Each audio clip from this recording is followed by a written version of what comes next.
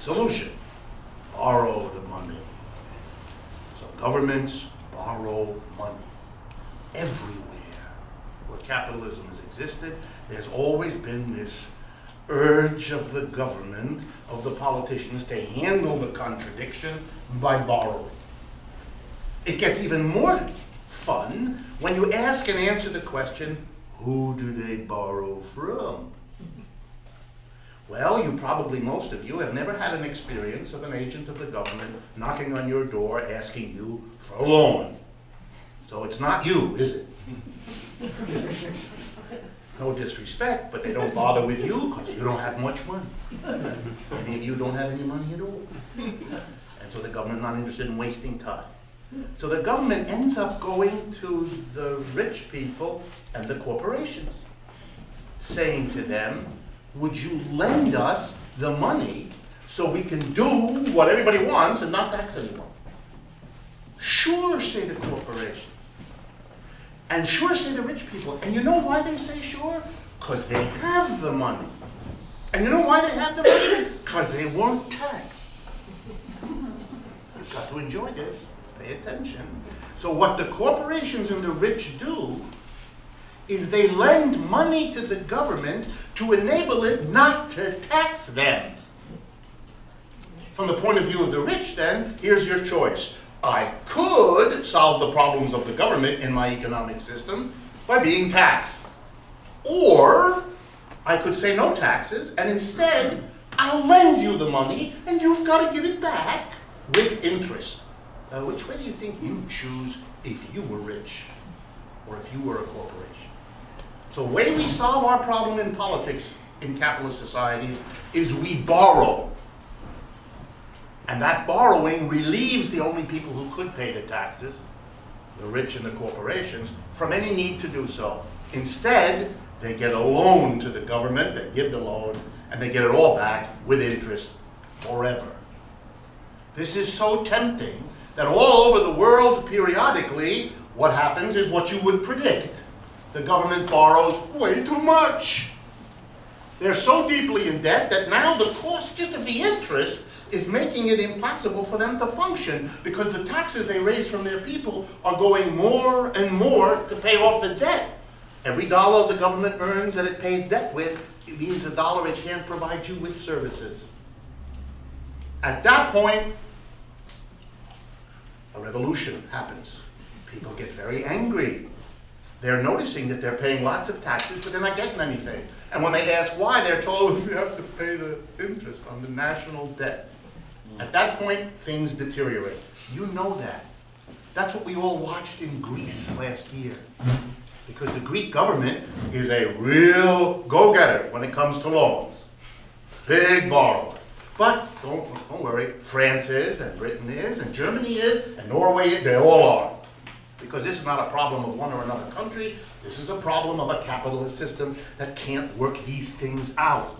We're at that point too. States and cities in America did it all the time, and that's why that law was passed, because we had an epidemic of defunct cities and towns who had borrowed too much, couldn't sustain it anymore, and not only did that require the state to step in and help out the defunct city, but it happens all the time. Nassau County is now defunct because it did the same thing, and so on. It happened here in the 70s. In the 1970s, it happened here in New York. It happens all the time. And so the laws were passed, you can't do this. The federal government can do it, and then, boy, as you'll see a little later, is doing it big time on a huge scale. Okay. Exports are up. Good news. The United States is selling more stuff outside the United States. That's partly because the people inside the United States can't buy it anymore. And so we're going to sell it where the money is, where the market is. And the market for American producers, I told you this a bit about this last time, is increasingly outside the United States. It's also the top priority of the Obama administration, if you remember, to vastly increase our exports. So I want you to know that more and more of the American people are producing, working very hard all day to produce goods and services for people elsewhere. And that's successful because it makes money for the company that sells abroad, and it hires Americans to get a job, even if the fruits of their labor go someplace else. That's good news, therefore. Next event of the last month, a startling increase in the prices of two things, energy and food. Food prices are doubling as we talk, and have been now for several months. We haven't felt it so much here, although it's coming. Corn, for example, which is a basic staple in everything. I mean, that part of most Americans' diet that isn't sugar or fat is corn. There are 12 million ways to mix sugar, fat, and corn, and we in America are pioneers in figuring those out. And, whether you eat cereal or Doritos or something that looks like meat and so forth, it's those things that you are eating. Corn just doubled in price. Wheat has gone up much more. All foods, basically, mostly the basic grains, which are the staple of everybody's diet, is producing serious troubles in other parts of the world where people don't have enough money to live off of this. It was a factor in Egypt. The price of food had gone very high in Egypt, and the money for people to buy stuff was limited, and that played a role in the events there, according to what people say. The same is true of oil. Oil has shot back up. It's a bit of a mystery to people. Why? Because with a global recession, less production, less people with money to buy, you'd think the prices of these things would tend down, not up. So there's lots of speculation in people's minds as to what could be going on. Are countries stockpiling for fear that this problem is going to get worse? So countries that produce a grain won't let it leave because they're afraid of food riots in their own society. That means everybody's holding back, which actually would make the world market worse. Then there is the notion of speculation, people who see the prices rising, buying it in hopes of selling it later at a higher price, making a big killing by doing that, killing in all the senses of the term. And a variety of theories that farmers are not growing stuff, again, for many reasons. But whatever it is, it's a very bad sign, because the more people have to use limited incomes to pay for basics like food and energy, the less they will be able to buy of everything else. And that's a very bad sign for the producers of everything else, since their market is going to be constricted. Energy prices go, for example, oil prices, to a handful of very rich countries and people who can hold it indefinitely. So you're not going to get a lot of economic activity by making the Bahrain even richer than it already is. Meanwhile, you're taking money out of the hands of everybody who has to pay more for a gallon of gas. That money would have been spent by those people. It won't be. It's all being funneled to very rich people who won't spend it anyway. You're in trouble. And that's what's happening in the society. So let's put them all together, these major events. Ups and downs, but when you kind of look at it, there's a relatively small part of our economy that's doing really quite well. Stock market. Corporate profits are up. I forgot to mention that. Corporate profits are up, particularly in the financial sector. Banks, insurance companies, and so on. Exports are up, that's sort of the good news. But when you get to the broad-based indices, the measures of large numbers of people, like the housing industry, the food prices, employment, state and city services, that's all going down. So what we have is a continuation of what we have seen in previous monthly updates. An economy that's ever more split into two stories. We really have two economies. A small economy, maybe 10% of our people, who are doing quite well, who were doing quite well before the crisis, whose activities had a lot to do with bringing the crisis, who got the bulk of the bailouts for the crisis, and are now, surprise, surprise, doing well. The mass of people who had relatively little to do with bringing the crisis, who got none of the bailouts, are not doing well.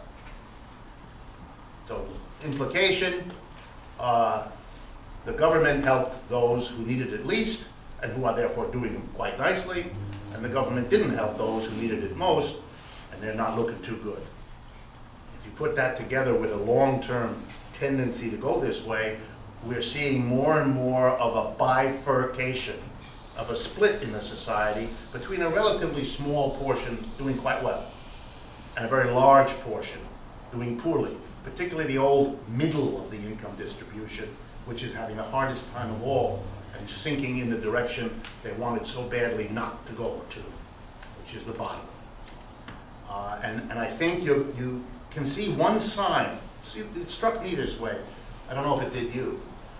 I was struck in the media coverage of the events in Egypt by the sheer number of times that the radio or television man or woman on the program made some reference to the events in Egypt as having something to do with the United States too. I noticed one night on a program that I rarely watch, Jay Leno. He opens with his attempt at humor at the beginning, you know, his series there, and this one said, you know, the people in Egypt today, the usual jokey style he has, and that stunning hairdo, and he said the people in Egypt, they're in the streets, they're rioting, you know, I can see why. There's extremes of wealth and poverty, there's a corruption everywhere. Then he stops, pauses, and looks out into the audience and says with a real grin, lucky we don't have that here. But that was an interesting instant identification. My recollection of Americans covering the news in places like Egypt when there's a revolution is that that's about as close to us as the moon. That is those weird people with those weird outfits, eating that weird food, doing weird things, which would never happen here. Very different to see in Egypt something that immediately suggests parallels at home. I think that tells you something, that there's a reason why people see that connection in that way. It's an economy going separate. Okay, let me turn then to the big events. The State of the Union message, Bernanke's testimony before the House Budget Committee, and yesterday's announcement by Obama of his budget for the next fiscal year. Here were the interesting things for me. And the interesting things about all of these things were what they didn't say. It really wasn't what they said, it was the silence. It was one of those examples where silence speaks more loudly, in a sense, than what's said. What's missing is what strikes you when you read it. Let me give you an example. I'll actually give you 3 examples. First, on unemployment, almost nothing was said. That is a passing comment by the president, and by Bernanke also. The president said that he feels for all the people that are unemployed, and that he's going to do something, and he has a number of initiatives, his word, to help stimulate private enterprises to hire more people. Now, let's think about that for a minute. 1, that's the same thing that George Bush said in the last year of his presidency when the crisis had already hit. That has been the policy for the last 3 to 3.5 years since the crisis hit. Namely, to stimulate, to help corporations by subsidies, by investments, by regulations or deregulations, and by encouragements of all kind to hire people. Now, this kind of an approach is old, it's not new. In the 1930s, this was a big object of debate. And this kind of approach got a name. And the name was trickle-down economics. I didn't make this up. That's what it was called. And it was clever. The